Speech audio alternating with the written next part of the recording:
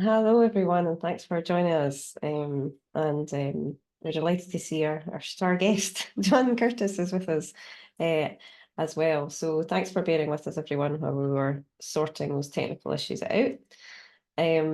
We're delighted to welcome you this morning to our general election webinar. Anyone who's been keeping up with our content over the last couple of weeks, 3 weeks, in fact, since the general election was called, we'll see that we've been trying to cover the main issues through the election as they are relevant to Scotland, and to highlight maybe sometimes where announcements aren't necessarily relevant to Scotland, but also how they could potentially affect the funding that's coming to the Scottish budget, for example. And we have noticed that many of the issues that have been talked about have been in devolved areas, and that's particularly the case, we would say, with things like health and social care, which, given the issues that the NHS and social care system is experiencing at the moment, is definitely something that's at the front of voters' minds, whether or not the people who run the health service in Scotland are actually up for election through this current process. So what we're going to do today is I'm just going to briefly cover the sorts of things we've been doing at the Fraser Vallender Institute throughout this selection campaign. Then I'm going to hand over to our star guest, Professor Sir John Curtice, to talk a little bit through what the polls have been telling us and what voters are saying that they sort of care about. And then I'll hand over to my colleague, João Sousa, who's going to go through a bit more detail about some of the analysis we've done, and to sort of highlight what we might be doing next over the next 3 weeks of the campaign. For those of you who don't know me, my name is Professor Mary Spowage, and I'm the director of the Fraser Vallender Institute. João and I have been doing a lot of the analysis ourselves throughout this period of time. So we've been really in the weeds of what's going on. And we're looking forward to reading all the very lengthy manifestos that all of the parties seem insistent on putting out over the next 3 weeks as well.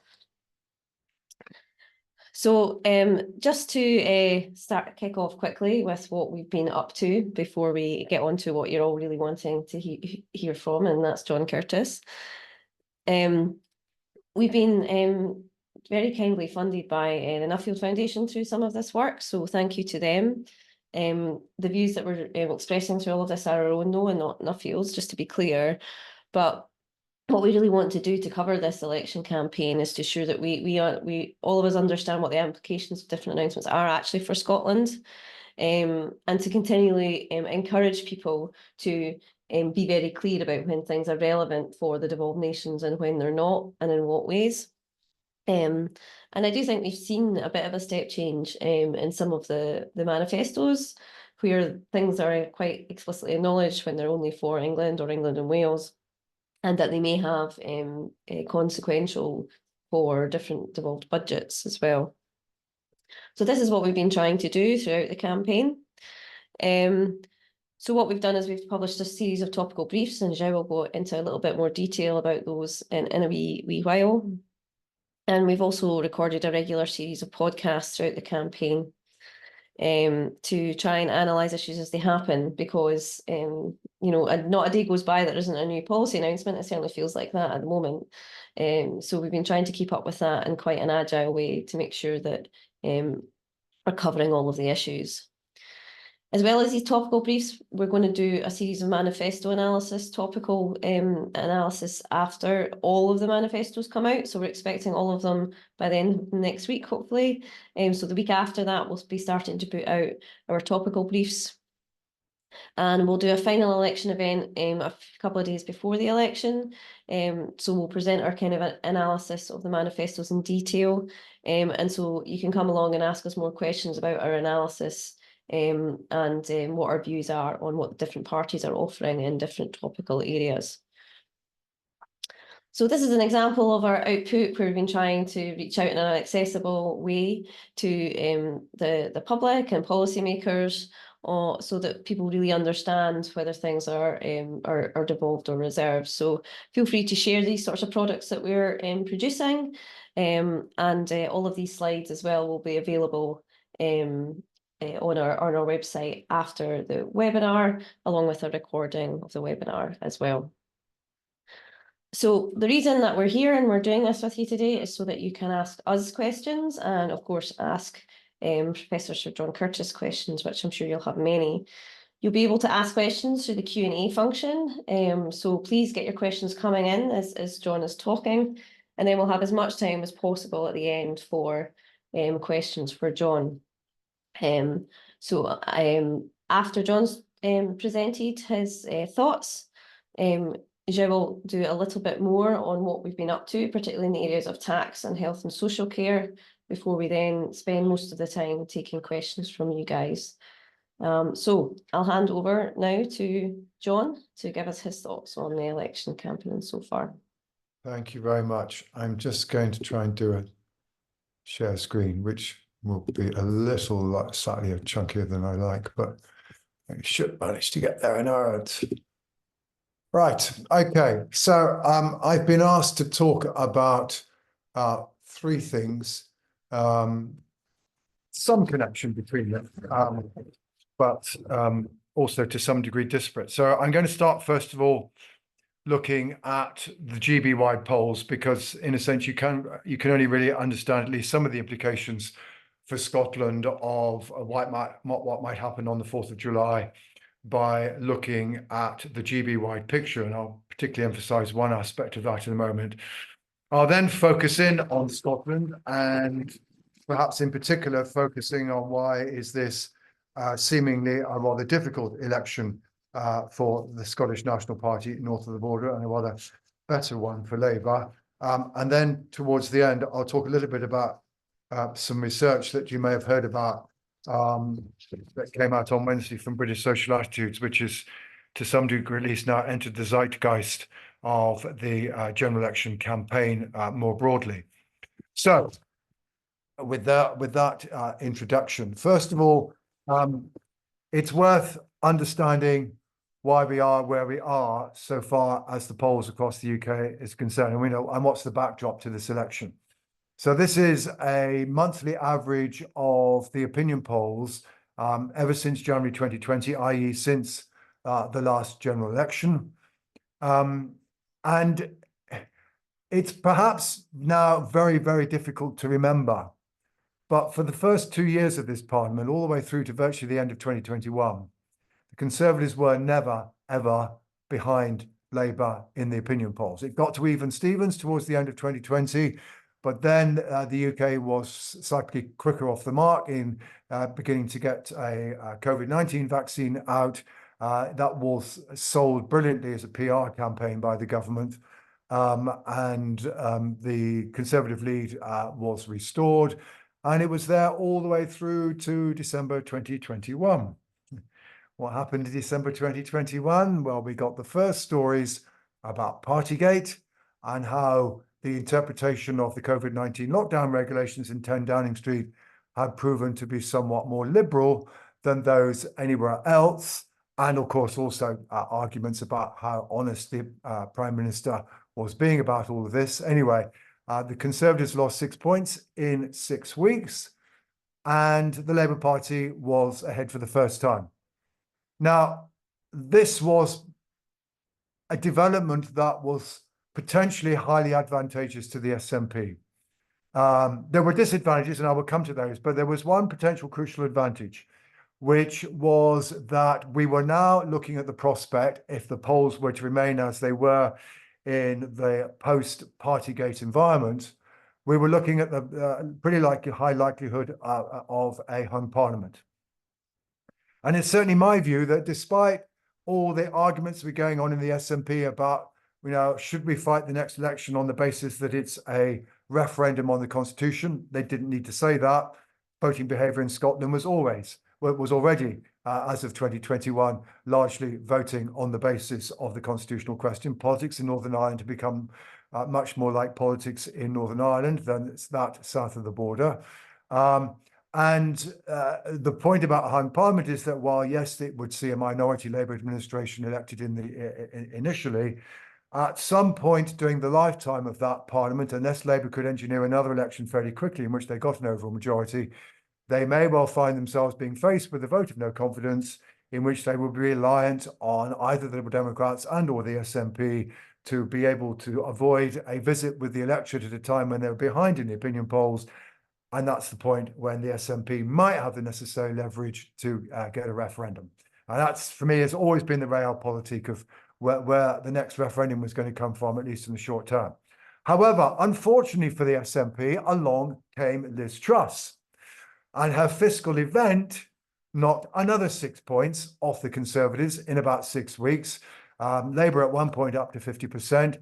And the Conservatives, despite a bit of progress last summer, which was largely thrown away by failing to get behind the Privileges Committee report that said that Boris Johnson had indeed misled the House, the Conservatives have never succeeded in recovering this position.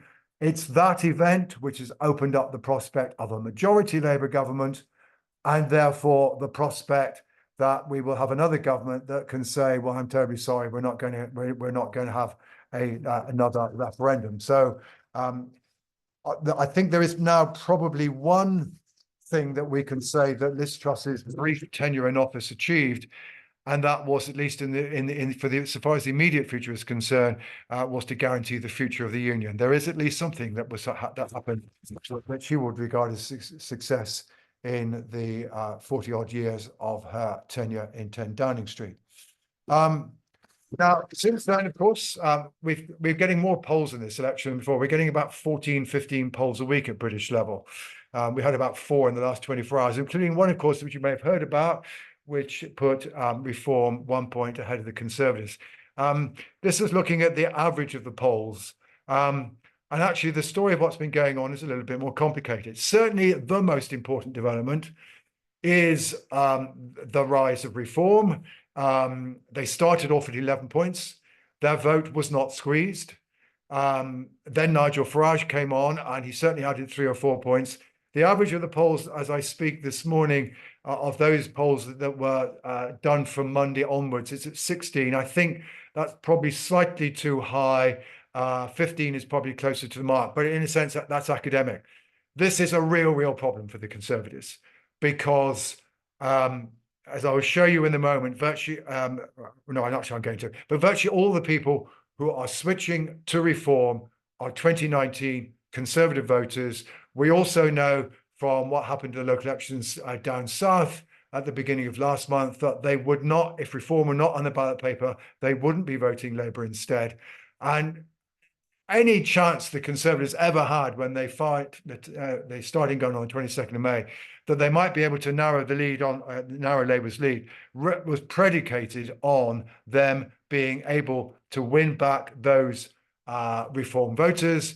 Their failure already to squeeze the Reform vote before Farage entered was itself bad news, and that Farage has now boosted it further has made things even worse. So basically, rather than the Conservatives recovering during this campaign, if you go from left to right, you can see they are now 4 points lower than they were. However, and this has become more evident really only in the last few days, Labour are now also losing ground. So the lead is staying the same. It's around 21 points, but it's because both parties are losing ground. Now, unpacking this is going to take a little while, but certainly glancing through some of the polls, you'll see the Liberal Democrats are now up in this last week's polls. One of the little spoken of, but not unimportant sources of Labour's strong poll position was around 1 in 3 people who voted Liberal Democrat in 2019 saying they were going to vote Labour. It's now looking as though that number is coming down. Now, there are various possible interpretations of that, but it may well be that Labour are now discovering that the Liberal Democrats, who are getting obviously rather more publicity during this campaign, are beginning to eat back some of that vote that they previously lost to Labour. It's also worth saying, by the way, because we're focusing so much on the Labour lead over the Conservatives, just notice that now on the latest polls, only around just over 60% of people say they're going to vote Labour or Conservative. We could be heading for an election which is very highly fractured so far as the distribution of support is concerned. And by the way, one thing we do know about this election is that across Great Britain as a whole, this is the first 5-party election. We have for the first time, we have 5 parties fighting virtually all of the seats. So it's fractured in terms of candidates, record number of candidates. It's also looking at those kind of fractured by sector concern. Or another way of putting it, Conservative and Labour are trying to knock chunks out of each other, and then so doing, they're probably helping the small parties out a little bit. But anyway, another way of looking at this is to actually look at the change in support in the polls that have come up in been done in the last week. And again, it underlines the point. The Lib Dems are up a bit. If you just compare these 7 polls with what they were saying beforehand, Lib Dems up a bit, Reform up a bit more, Tory and Labour down. So that's the backdrop across the UK. We wait to see whether or not whether the Conservative and Labour votes fall any further. But at the moment, one has to say that on average, rather than Reform being ahead, they're somewhere between still about 4 or 5 points behind, but that's not the crucial point. Reform at 16% is just utter disaster for the Conservatives. Okay, moving north of the border. This is a summary of the trends in the polls since the Holyrood election for Westminster voting behaviour. It tells you that the story of the rise of the Labour Party north of the border is a wee bit different from the one that is often told. The rise of the Labour Party in Scotland, initially at least in what we might now call phase 1, has absolutely nothing to do with Scotland at all. It's a consequence of exactly the same reasons as to why the Labour Party has risen south of the border. That is, 1, Boris Johnson and Partygate, 2, Liz Truss and her fiscal event. You will notice that the moment that the Labour Party overtook the Conservatives as the second party in Scotland was when the Partygate story broke.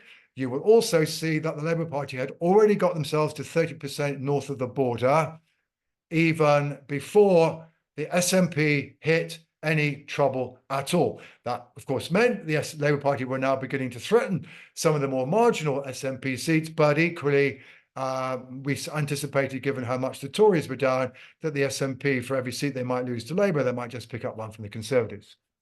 We then get to the decisive moment, and that is Nicola Sturgeon's decision to resign in February of last year. At that point, the SNP were still running at just below the 45% that they got in 2019, running at about 43%. By the time that campaign was, leadership campaign was over and Humza Yousaf was elected, the SNP were down to 38%. That leadership contest, both in terms of what happened during that campaign itself and the divisions it exposed, and the person who emerged as the winner, was bad news for the SNP. And again, all of this happens before we get to the police beginning to start arresting people. So again, one needs to get the timeline correct. The arrest of Peter Murrell and the first indication that this was actually going to be serious for the SNP made no difference at all to the level of SNP support. The arrest of and subsequent release of Nicola Sturgeon, in contrast, did. It knocked another couple of points off. But after that, it looked to be fairly stable. The SNP just ahead of Labour, although by this point we're saying, well, the Labour Party might end up with more seats than the SNP. It was beginning to soften again just before Humza Yousaf decided to get rid of the Greens. That didn't work out too well. And you can see that maybe John Swinney has been able to steady the ship of decline, but as yet not any obvious sign of significant SNP progress. And that is potentially making things difficult for them. Now, crucial to understand, however, the reason why this has happened is all to do with people's perceptions of the SNP and nothing at all to do with attitudes towards independence, which, as you can see, are basically flatlined. We still are in a position where this country is divided almost down the middle on the constitutional question, with just under half of people saying they would vote yes in an independence referendum. What obviously therefore is happening is that support for the SNP amongst people who would still vote yes has gone down. Now, I can't really show that really well with lots of polls because not all the polls give you the crosstab. So this is actually on the basis of 2014 vote, but it shows you the story. So if you go back to the autumn of 2021, the SNP was still getting the support of 80% of those who had voted yes in 2014. It's now down to 55%, and Labour are the party that are primarily benefiting from this, although there is some support going off to the Greens and Alba, which the SNP will hope to try and squeeze. This is the difficulty the SNP face. Now, on the basis of this, there's then another bit of lazy journalism which says, so therefore the constitutional question doesn't matter to voters anymore. Don't believe a word of it, at least so far as unionist voters are concerned. There isn't any evidence that support for the SNP has gone up markedly amongst those who would vote no in a referendum. If anything, actually, it's gone down. And if you take current attitudes for those polls, you can do it. Only 4% of unionist voters are willing to vote for the SNP. The constitutional question is still absolutely fundamental for unionist voters. It's just that for those on the yes side of the argument, their worries and doubts about the SNP, and perhaps, and also Labour's appeal of vote for us to get rid of the Tories, which we can argue about how accurate that is. That appeal has caused the SNP a lot of difficulties. It's not very difficult to see the problem. Here's the problem about leadership. This is how voters evaluated the leaders on one of the many measures to kicking round. Even towards the end of her position as First Minister, Nicola Sturgeon was 50-50. The country was divided about whether they thought favourably, unfavourable of her. Humza Yousaf, a lot less popular. Swinney is not as unpopular as Yousaf, but he is not in the same league as Nicola Sturgeon, or indeed Alex Salmond before her, at least until more recently. Secondly, the SNP is now regarded as divided. That's the green line on this chart, which comes from Savanta. Basically, from the beginning of 2023, from the leadership contest, people no longer thought of the Scottish National Party as being united, but rather as a party that is divided, and voters tend not to vote for divided parties. And thirdly, and fascinatingly, it also now seems to be the case that voters are finally taking into account their perceptions of the SNP's record in government. This comes from the British Election Study. And what I'm doing here is I'm taking 2019 SNP voters and I'm dividing them up into their evaluations of their state of the health service. So on the left-hand side are those 2019 SNP voters who, when this research was done, both in 2022 and 2023, what proportion of those, of that group of SNP voters thought the NHS was getting better, how many of them were willing to vote for the SNP again? And then on the right-hand side are those SNP voters who thought the NHS was getting a lot worse. Now, if you follow the blue bars, which are for May 2022, when Nicola Sturgeon is still in office, you see there is basically hardly any difference, i.e. the constitutional politics of Scotland were washing against people's evaluations of the SNP's record in government. And, people were pretty critical of the SNP's record. And that therefore people were not taking this into account in deciding whether they're going to vote for the SNP again. Very, very frustrating for the opposition. But redo that analysis following the orange lines for 2023, when Sturgeon is gone, Yousaf is in office, the SNP are less popular. You can see now that people who evaluate the NHS less well are less willing to vote for the SNP again. So yes, it's a devolved issue, but perceptions of the Scottish government's perceptions on this devolved issue have now begun to seep into their willingness to vote for the SNP in a Westminster election. Okay, finally, on trust. If you want to get a bit of publicity in an election campaign, just go and say the voters don't believe any of them. And in what, in many respects, is a rather dull campaign, we discovered you can grab quite a lot of attention. Anyway, a couple of examples of why we were saying this. As you can, this is data from a question that was actually first asked for the Kilbrandon Commission, which was set up in 1969 in the wake of the first boost for the SNP, the Hamilton by-election, etc., and when Harold Wilson and then subsequently Edward Heath were worried about the rise of the SNP north of the border. And this is where the first proposals for devolution came from, which of course eventually went into the sand in 1979. So back in 1973, asked whether or not the system of governing Britain needed little or no improvement, blue line, or quite a lot or a great deal, across the UK as a whole, we were pretty evenly divided. In the New Labour era, when constitutional change was being introduced to quite a lot, including, of course, north of the border, again, we were divided around 50-50. But you can see more recently, we've been more critical. And the point about where we're at in our most recent reading is that we are back up to the 79% level that was last recorded in 2019, i.e. in the midst of the Brexit stalemate, which certainly did not endear Britain's politicians to the electorate that they were supposedly trying to serve. Second exhibit is a question that asks people whether or not you trust governments to put the interests of the nation before those of their own political party. The blue line are those who certainly do so most of the time. The orange line are those who say almost never. Go back to the 1980s and we were pretty trusting. Very few people said almost never. We got a lot less trusting in the wake of the arguments about cash for questions, sleaze that surrounded John Major's government. And that is something from which the political class have never recovered. They've tended to make ethics a weapon that they use against each other.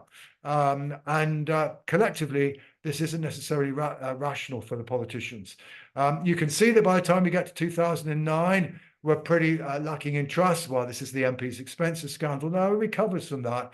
But you can see we've now got 45% of people, 45% of people saying they almost never trust governments of any party. And this is a record level. What's going behind this? Well, I'll give you a couple of things to show you what's going behind this. The first is disappointment with Brexit. The delivery of Brexit after the 2019 election actually saw trust and confidence in our institutions recover to a degree, particularly, or at least almost entirely, amongst those who had voted leave. So if you go from 2019 to 2020, notice the rise in the height of the orange bars. These are the leave voters. For the first time, actually, Eurosceptics were more trusting of British government than were those who were more Europhile. That historically has not been the position. But you will notice, if you look at the far right-hand side, that Brexit boost has disappeared. And leave voters, I now think that Brexit hasn't delivered on immigration. Many of them think it's made the economy worse off. And they have, as a result, lost their trust in governments. Basically, they feel that Brexit's not been delivered, or at least not the Brexit that they wanted. The second thing that's going on is evaluations of public service. And yes, it's back to the NHS again. Record levels of dissatisfaction across the UK as a whole. And you can see that those who are dissatisfied with the health service are markedly more likely to think that the system of governing Britain needs improvement, and they are much less likely to trust government. So the various domestic policy challenges that have faced us as a country in terms of public services, also, frankly, also the economy, these have also undermined trust and confidence. And that, in a sense, it indicates that it isn't just a fiscal and economic problem that the next UK government will face, a very substantial one. There is also a broader question about a loss of confidence in how we're being governed, which in part, at least, is a product, but maybe only part, a product of policy developments. The other backdrop, of course, has been the unfortunate loss of 2 prime ministers since 2019. Thank you, John. That was that was brilliant. And I can see that the questions are already pouring in from the audience. And just before we get to questions for John, my colleague Zhao Souza is just going to go through some of the issues we've been finding that are coming up through the campaign. And so please ask any questions you have of us, as well as questions that you have for John. And we'll get to them just after Zhao's talked. Please use the Q&A function to ask questions, and then I can put them to John and Zhao. Okay. Thanks, Mary. So I'm going to briefly cover just a few of the areas where we've been doing some work, and in particular, two areas that kind of come up all the time about, and that the voters seem to care the most about. There was some Scottish-based surveys recently. I think the Understanding Scotland tracker just put two issues at the top of people's minds, and they were the cost of living and the NHS and healthcare. So what have we been doing? We've been kindly funded by the Nuffield Foundation to undertake some topical briefs on what is going on in some of these, some of the main topics that voters care about, and so we've done that in advance of the manifestos. And as Mary said at the beginning of this event, we will then be poring over what the manifestos say about each of these topics, and then we'll come back and release something that will kind of convey what that is. And so we've linked here to all the different briefs that we've put out. Some of them include what Mary said before on devolution, on what is reserved, what isn't. We've talked about tax, what's the big picture on tax burden. I'll show that fairly shortly, because that is the big backdrop of the election in terms of fiscal issues, is what's happening to tax and spending, and the difficulties that the incoming government of whichever color will have to face. Talked about a bit about economic strategy, including leveling up, industrial strategy, and trade. All things that, as economists, we know are very important. All things that are not very present in the campaign so far, and therefore, there's been a lot of talk by other commentators about a conspiracy of silence on tax. I would argue there's an implicit conspiracy of silence on many of these things as well, which matter a lot, especially for growth in the long run. We've done some stuff on health and social care, and I'm going to talk particularly about health because I think some of the numbers are pretty striking for Scotland, and we've focused there on how much is spent across the UK and in each of the four nations. And then we've talked a bit about levels of immigration in the UK and in Scotland and how they differ. Obviously, immigration is a reserved area, so it is a lot on the ballot here, in a way that it wouldn't be across a Holyrood election. Coming up in the next few days, we'll take a look at broader spending areas that are devolved, but for which funding matters a lot, in the form of what the Treasury decides to spend on for different departments. And then we'll do something on social security as well, which is partly reserved, partly devolved.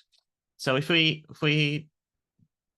look at the topics that dominate the voters' interests, healthcare and cost of living and inflation are the biggest ones, but devolution means that not all of these are on the ballot. So we'll talk through a bit of that. If you can go to, yeah.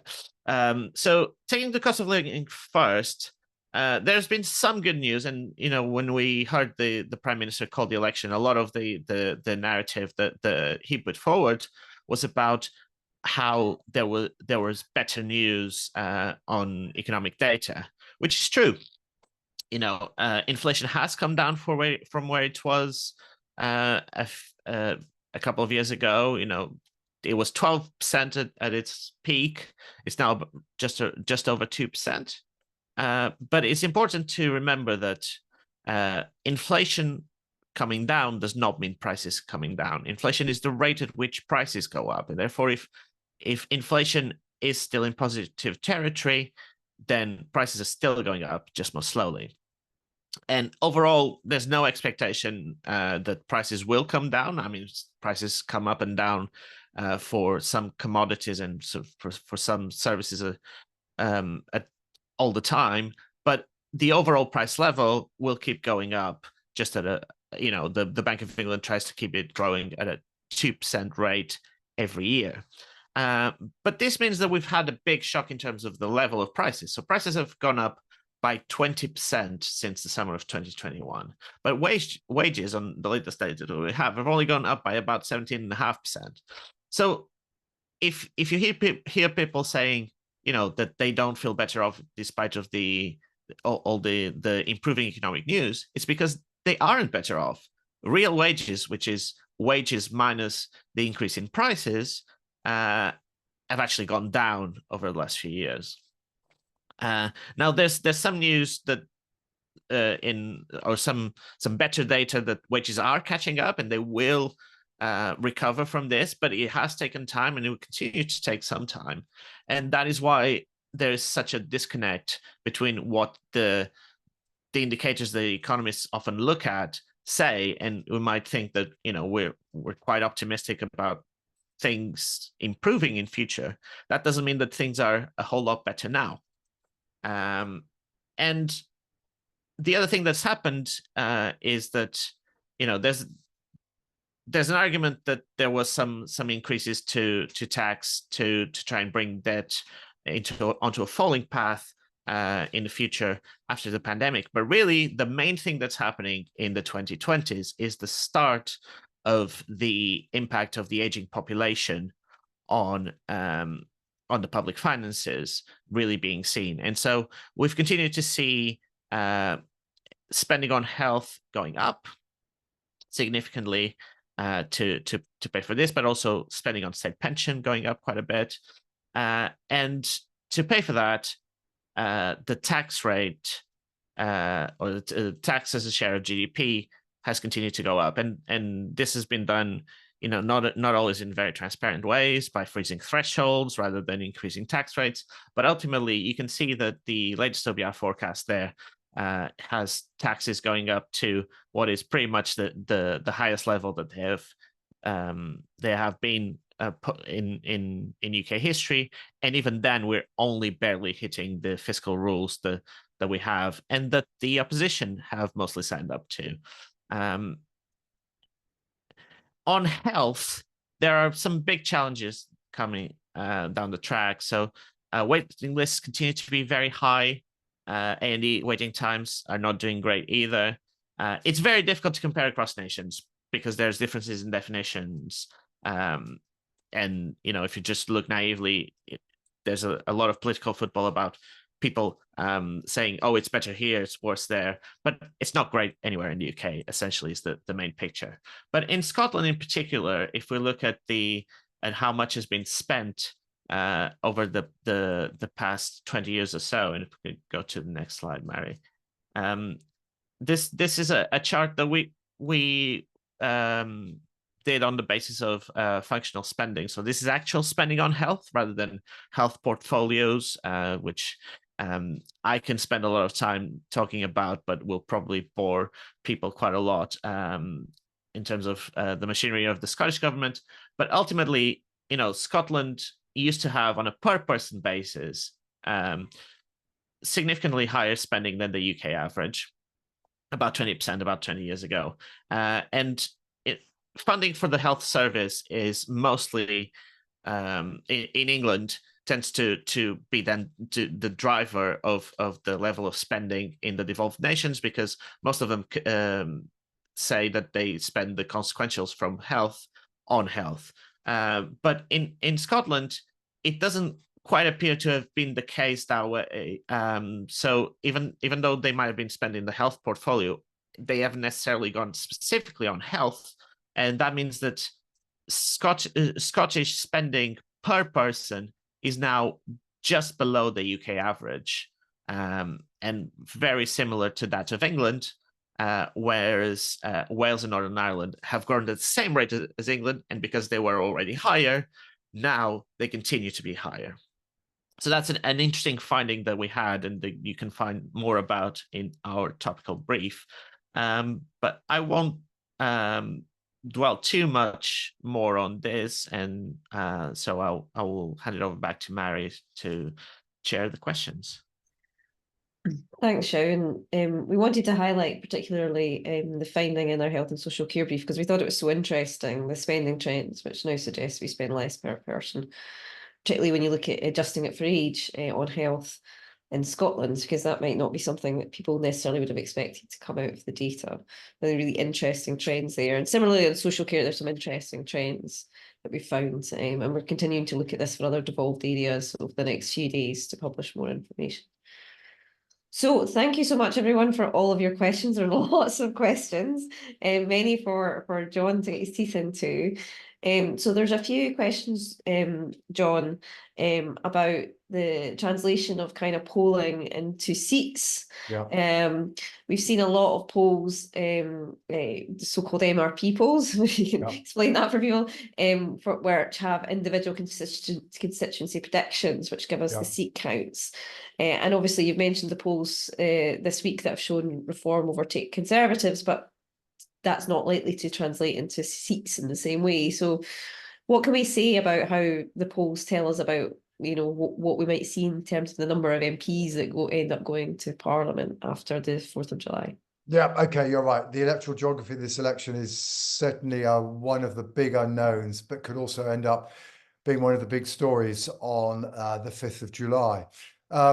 So let's go back from the beginning. MRP, multi-level regression and post-stratification, which sounds like a horrible breakfast, but it's relatively straightforward in the sense that, first of all, the first bit, multi-level regression, this is essentially using so-called multi-level modeling, where you take into account not only the characteristics of individuals, but also of the areas in which they live.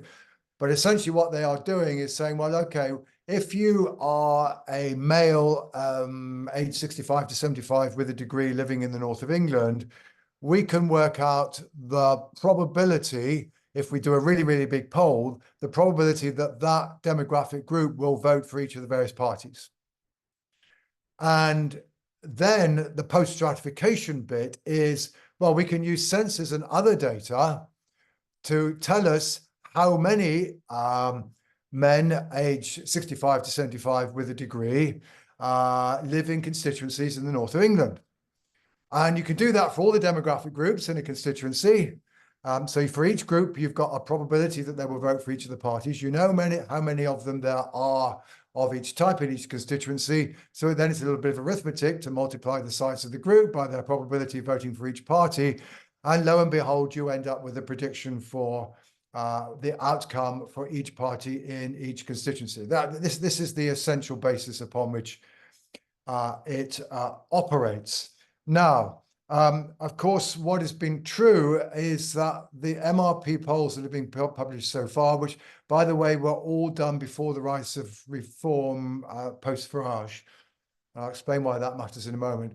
The least bad for the Conservatives came up with 140 Conservatives. A couple of others got it down to 70. And this follows on from previous polls before the general election saying that, you know, the Conservatives could well end up with relatively few seats.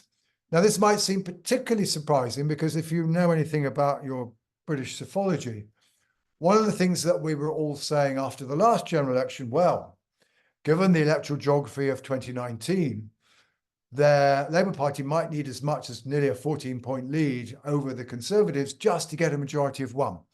That the Labour's vote was far too much wasted on winning big majorities, particularly in London, places with very large Remain votes, whereas the Conservative vote was much more efficiently distributed, picking up lots of seats by margins that weren't too big, and of course, in particular, famously winning the so-called Red Wall. So, you know, the target for the Conservatives was just about a 3 or 4 point lead, and they get a majority. However, all of that assumes that the change in party support is the same everywhere. So in other words, if a party support goes down by 3 or 4 points, we say, well, it will go down by 3 or 4 points more or less everywhere. There'll be variation around that, but that's roughly how it will work out. First thing to note, however, and this is one of more than one way in which this is looking likely to be a potentially record-breaking election. We at the moment are looking at swings of 15, 16% from Conservative to Labour. we've never had a swing of that size before, right? We could be having a bigger swing in the post-war era from one party to another. And that obviously, once the swing is that size, you go, well, hang on, is it going to be the same everywhere? Might we enter the world in which instead of it being up or down 15 points everywhere, actually it goes down more in places where a party's got more voters to lose? Becomes more proportional rather than simply absolute. Now, there are good reasons to believe that actually, in part, the Conservatives are going to lose votes more heavily in places they were previously strongest. And this does actually take us to reform. And this is what, it doesn't matter whether reform are ahead of the Tories or behind the Tories. If reform are at anything like in double figures, it is terrible trouble for the Conservatives because, one, virtually all the people who are voting for reform are people who voted Conservative in 2019. Two, surprise, surprise, most of them are Leave voters, and therefore the MRP polling shows, as indeed do the local elections in England last month, and we'll come back to them, shows that the reform are likely to perform rather better in constituencies with more Leave voters. But then three, and this is the crucial bit you have to remember. Remember that Nigel Farage pulled the Brexit Party candidates out of Conservative-held constituencies in 2019. So not only is the Reform Party likely to do particularly well in Conservative-held seats because they tend to be more pro-Leave, but anything they gain in most Conservative seats, apart from the ones they gained in 2019, is going to be plus on zero. And in fact, one of the things the MRP show is that, even at this stage, well before Farage was intervening, you were looking at very substantial increases in the Reform vote in Conservative-held seats, whereas in Labour-held seats, it was up about 1. So the party that's taking most votes off the Conservatives are also going to gain most votes in Conservative-held seats. So, and this is at least part of why the MRP polls are picking up what they are. We also have other evidence to back all of this, and that is the evidence of the local elections in England, actually both this year and last year. And again, if you do the analysis, what you discover is that the Conservative vote fell more heavily in wards where they were previously strongest and less heavily in wards where they were previously weaker. And this actually happened even though the Reform didn't fight most of the wards in the local government elections. And it's probably true that the local government elections in England actually underestimated the Conservatives' difficulties, because again, you can show that in the places where Reform did stand, the Conservatives were the ones that suffered. Nobody else suffered. The Conservatives suffered. They suffered really badly with reform on the ballot paper. So you put all this together and you can see that why it seems a reasonable bet that the electoral geography is going to move against the Conservatives. The question is, how much?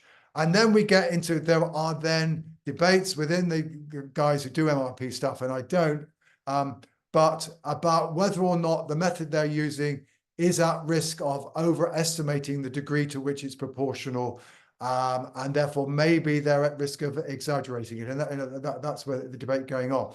But some of it is frankly arithmetically inevitable, because if we're talking about the Conservative vote, well, now it's down, what, 25 points on what it was in 2019. There'll be nearly 100 constituencies where the Conservatives did not have 25% of the vote in 2019, and where therefore their vote cannot go down by 25 points. It therefore must be going down more elsewhere. So this is why we are talking about these MRP polls in terms of the vote shares. They're coming up with very similar figures to all the regular polls. It's that the translation into seats potentially looks like really bad news for the Conservatives. In other words, the first past the post system will benefit you on some occasions, but on other occasions, it can make your life really difficult. And that may be something that the Conservative Party is going to learn in spades on July the 5th. Yeah, absolutely. Fascinating, and obviously of interest to our audience because there's lots of questions on that sort of area. So that was great, John. Thank you. given what you said about how people are feeling about politicians and the political classes in general, is there any evidence or polling on likely turnout for this election, or are you feeling people feel Well, quite there isn't any apathetic? serious polling because I mean, one of the things is, if I get more than 2 minutes piece, then you could start comparing the reported probability of what people are telling the pollsters now as compared with 5 years ago about their likelihood of voting. But one of the problems that bedevils polls is that inevitably the people who answer them tend to be more interested in politics. So therefore, the reported levels of turnout tend to be high. I mean, last weekend I had one journalist getting very excited about the fact that 20% of people said they were going to abstain. I went, come on, it's going to be far more than 20% of people are going to abstain. That said, what do we know? We've got certain things that we know that seem likely to point towards lower turnout. It is a little bit what I was talking about towards the end of my presentation. There isn't as big a relationship between trust and turnout as people imagine, but it is true that those people who go almost never are somewhat less likely to turn out and vote. So it certainly won't help. But one, parliamentary by-elections across the UK in the parliament that's just ended, the fall in the turnout as compared with the previous general election, in the end, it didn't quite match, but it almost matched the fall in turnout in by-elections between 1997 and 2001. And in 2001, we had a 59% turnout, which is still the record low for modern British electoral history. So that, what were the conditions that were in place in 2001? Well, two of them are in place now. One, looks as though it's all over by the shouting. Two, not much difference between the parties. All right, I mean, the move of the Labour Party towards the centre really does depress the incentive for people to vote. So you've got an electorate out there. Clearly, there are a lot of people who voted Conservatives, including some who regard themselves as lifelong Conservative voters, who are saying to themselves, God, I can't possibly vote for this lot. What am I going to do? They're not very keen on Farage, some of them. And they go, well, you know what? The Labour Party's not going to be that bad. I'll just stay at home. And equally, there are others who are saying, well, reasonably a bit floating voters and going, well, it looks as though the Labour Party is going to win. Not that keen on them, not that enthusiastic. It's fine. They're going to win anyway. That's fine. I can stay at home and maybe enjoy the one days of warmth and sunshine we might get this summer, should that be the case on polling day. To which we can then add something else, although Nigel Farage has at least improved matters to a degree, and that is we've got a bunch of really dull leaders. I mean, the honest truth is none of the leaders of our political parties are particularly good politicians, all right? And there are two things that they're lacking. One is charisma, and the other, and you're going through the details of policy, right? But if you're going to win an election, the details of policy have to add up to a broader narrative about what kind of country you are trying to create.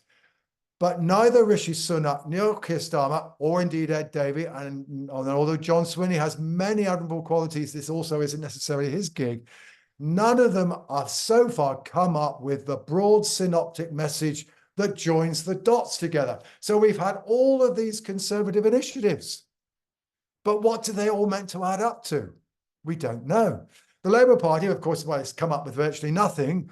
We didn't know before the election what it added up to, and we still don't know now because neither Sunak nor Starmer can do the vision thing. All right. So therefore, their policy proposals, it's just scattergun. It doesn't add up. And the electorate don't get a broad message. In the end, you've got to come up with something like Get Brexit Done. And the point about Get Brexit Done is that it wasn't just that there were policies about Brexit that were in the 2019 Conservative Manifesto. Domestic policies were also designed to demonstrate how once we were outside the European Union, we would be able to do things like levelling up, right? There was a synoptic story there. There is no synoptic story in this election. So again, why should people bother? Boring politicians, little difference between them. We know what the result's going to be, and I don't trust any of them anyway. It's a recipe for a low turnout. Yeah, absolutely. And if anyone listening's interested in we've had to say on economic strategy and that kind of vision for the country and the economy, you look at our brief on that, because there has been a real lack of that for some reasons, which are sort of responding to emergency situations rather than following a strategy. But there has been a lack of that sort of strategic vision for the last few years. So, okay, let's talk about some topical issues then, because there's lots of questions about the EU, and you mentioned, Yeah. the last election being about get Brexit done. Yeah. So there are a lot of people who are here who are wondering why parties aren't talking more about closer relationships with the EU, rejoining the EU, because lots of voters seem to think that it's not been a great success. And obviously here in Scotland, people were generally less favourable about leaving the EU than Sure. across the UK. So what's your view on why it hasn't been talked about much, even from parties who are quite pro-European in this election? Do you think it's a thing where voters just kind of don't want to talk about it? No, the politicians don't want to talk about it. That's the crucial bit you need to understand, not necessarily the voters. So, well, why are we where we are? Well, essentially because of decisions made by both Labour and Liberal Democrats 4 years ago. So both parties calculated after the 2019 election that they would only be able to restore their fortunes if they aimed to recover their ground amongst Leave voters. And you could see why this was the case. I mean, Boris Johnson's success was founded on getting 80% support of those who at that stage were in favour of, say they would vote Leave in a second referendum. All right, that's why Boris Johnson won. He got the Leave voters together. That coalition has now completely collapsed, but that's another story. And the Labour Party in particular, right, existential crisis. We've lost working class voters. That's what we're meant to be here for. We've lost working class voters in red wall areas. These seats that we just regard as ours, they've gone. So the calculation that Keir Starmer made, there was no way in which the Labour Party could get into an election-winning position unless they particularly reconnected with those who want to be outside the EU. The Liberal Democrats, meanwhile, looked longingly at the long leg of the southwest of England and said, once upon a time, this was our territory. It's now Tory, but we know it's Leave voting. If we're going to get these folk back, we are also going to have to rein back. Now, that's particularly the stance of Ed Davey. The party itself has actually, since 2019, says we want to get back in, but it's a bit like it's a bit of an Augustinian stance. We will be virtuous eventually, but not straight away. So they're downplaying. So Davey's downplaying it, although the party in a somewhat different place. So the only party that's been campaigning broadly is the SNP implied, right? Really being argued. The Tories will keep on reminding Keir Starmer that he campaigned for another referendum and they'll accuse him of being a Remainer, etc., etc. But of course, because Brexit's not quite worked out as they'd hoped, not least on immigration, it's kind of got more difficult to sell. So that's why we are. But how has it worked out? It is not worked out as either Labour or the Liberal Democrats anticipated, right? Labour's, if you now look at, I watched Angela Rayner last night say absolutely straightforwardly, no to the single market, no to the customs union, no to rejoining. And I went, Angela, you do not understand the people who are just about to vote for you. Right. So back in 2019, so we're going to go further. Labour have made ground amongst those people who voted Leave in 2016. And they've made somewhat more ground amongst that group, but they've also gained ground amongst Remain voters. But in any event, you can no longer understand what's going on by looking at what people did in 2016. You have to look at current preference.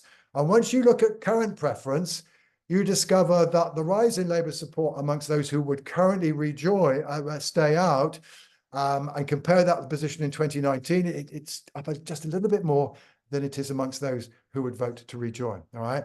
So if you then turn that around and say, what proportion of Labour's vote is coming from people who want to be inside and outside the EU, you discover that at 76%, the proportion of people who say they're going to vote Labour Possibly who want to be inside the EU, it's 76%. Now it's down from 82% in 2019, but essentially the character of Labour's vote has not changed. Indeed, ironically of all, it is the character of Labour's vote on Brexit that has changed least, right? Now, basically, what's happened? Well, Keir Starmer could not have anticipated Boris Johnson and Liz Truss. All right, and these are the essential reasons why Labour, it's not the change of the Labour Party. Labour have not particularly succeeded in reconnecting working class voters. The relationship between class and vote is still virtually as non-existent as it was in 2019. So Starmer has got to where he is, despite rather than because of what he tried to do about Brexit. Now, in the case of the Liberal Democrats, it's a slightly different story. They basically managed to lose a whole shed load of Remain voters by their stance, picked up very little amongst Leave voters, and have been less well off. Now, one of the things I'm now going to have to get my head into over the weekend is that the Liberal Democrats have started to rise in the polls. And it looks as though that one of the things that's happened is that, again, one of the many reasons why Labour's vote profile is so pre-EU is that around 1 in 3 people who voted Liberal Democrat in 2019, virtually all of them Remain voters, were now saying they were going to vote Labour. All right. And it looks as though that flow has started to come down. Now, whether or not the Remain voters or not, and I have no ideas yet, but it's possible that the Liberal Democrats are finally reclaiming some of their lost votes to Labour. Otherwise, why are Labour where they're at? Well, they are where they're at because, one, all those young voters they pick up, they're pro-EU. Two, the people who have switched from Conservative to Labour are disproportionately people who have changed their minds about Brexit.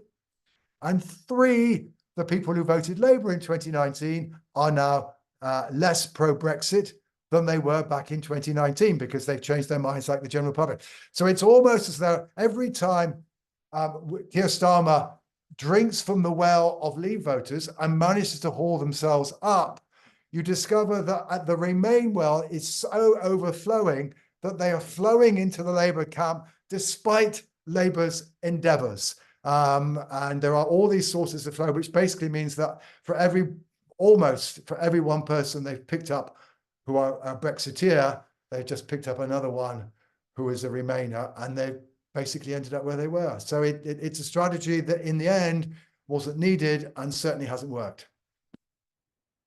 Well, you mentioned immigration there, not to dwell on it, just quickly.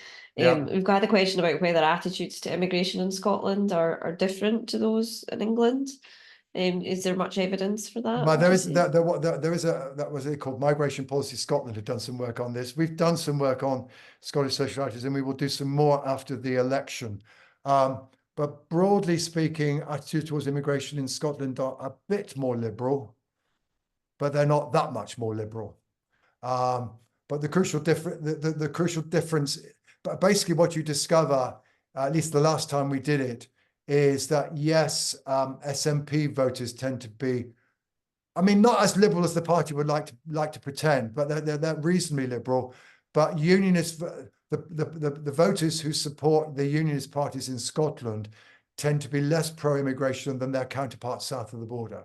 And that's obviously partly because the SNP are just picking up people who might otherwise be voting for one of those parties if they were living south of the border. But it's a bit, but don't run away with the idea that Scotland is an overwhelmingly pro-immigration country. But it's again, at least until the last couple of years, and again, this is one of the other things that was in British social attitudes. One of the paradoxes of, again, it's been going on is that we've become more liberal in our attitudes to immigration, or at least we did between about 2014 and 2021, 2022. It's now moved back again a bit across the UK as a whole, and that almost undoubtedly is a reaction to the very, very high levels of immigration that the UK has had in the last couple of years. But we're still more liberal now than we were just before the EU referendum. Yeah, really interesting. And we put out a brief on immigration yesterday where we are looking at some of the trends in immigration into Scotland. And I think one of the interesting things is to the extent to which Scotland receives people from people coming into the UK as a whole, you know, and over the period, it tends to be less than our population share. So essentially, you know, we don't get as many people, Sure. Yeah.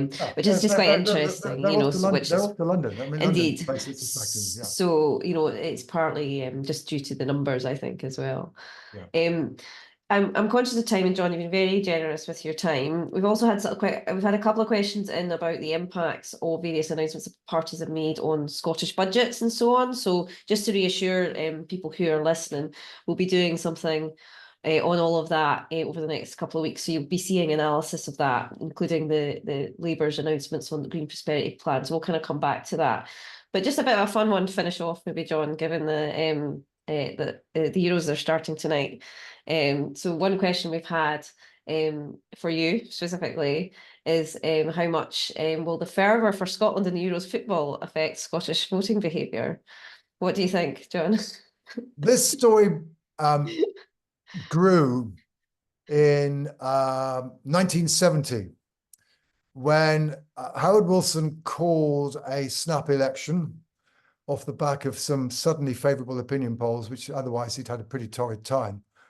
And the Sunday before, England were beaten by West Germany, and I think it was either the quarter or the semi-finals of the World Cup that was going on, right?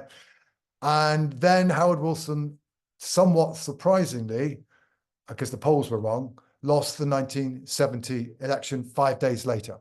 So this is where all these football stories start from. The truth is that the polls were wrong in 1970. It is not obvious that the England's defeat, but it was not least because actually, if it had been the England defeat that mattered, then the Labour Party wouldn't have fallen back in Scotland by more or less the same amount as it did south of the border, all right? And to be honest, I think it's going to be very difficult to claim that this is going to make a difference. I imagine, doubtless, I presume the quarterfinal, if Scotland gets to the quarterfinals are before the 4th of July, yeah? So doubtless, I think we can anticipate that if Scotland do get into quarterfinals, Mr. Swinney will be there, Mr. Sarwar will be there, Mr. Ross will be there, Mr. Cole Hamilton will be there, and maybe even Lorna Slater will be there, because none of them will want to allow the others to be associated with whatever happens to Scotland on the pitch on that day, and to claim the glory. So it might help to divert our politicians away from the campaign for 24 hours, which I might imagine that voters of all political predispositions might regard as a good thing. Yeah, maybe there'll be lots of politics dissertations written in future years about the impact of Scotland's triumph in the Euros on voter turnout on the 4th of July. But we'll see. Listen, John, thank you so much. That's been fascinating. Sorry we didn't get to all of your questions. There were so many. But please keep getting in touch with us with any questions you have, any numbers you see you want us to look into, just email us and we'll have a look at it. We'll see you all soon for our next event in early July prior to the election, and keeping up with what we're up to at fraserofallender.org. But I just say thank you very much again to John, and thanks for all your questions, and we'll see you all again soon for another event. Thank you.